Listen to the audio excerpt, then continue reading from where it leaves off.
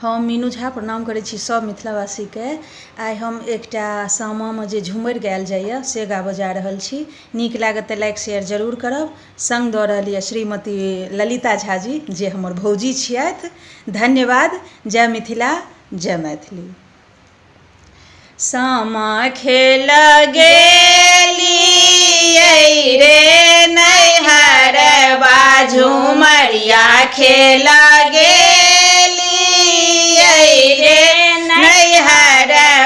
चकेबा खेल गेलियै रे नैहरबा खेलैते धूपैते सखी हे भेलै अबेरिया खेलैते धूपैते सखी हे भेलै अबेरिया बलम ठोकल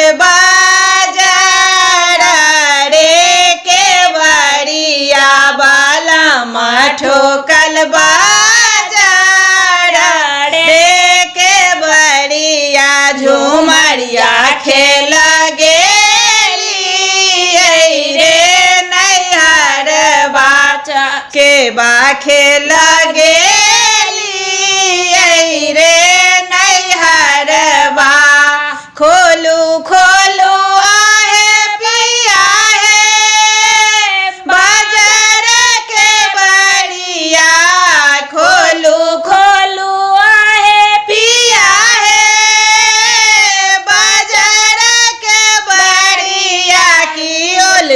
भीजे नामे रे केसिया की ओलती भीजे नामे रे केसिया झूमरिया खेल गेलियै रे नैहरबा झूमरिया खेल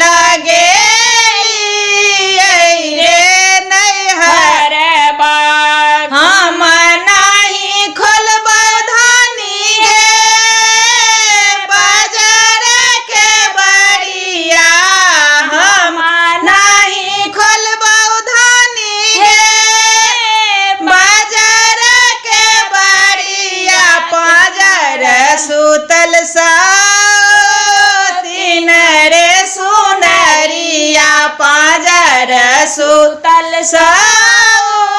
तीन रे सुनरिया झूमरिया खेल गेलियै रे नैहरबा झूमरिया खेल गेलियै रे नैहरबा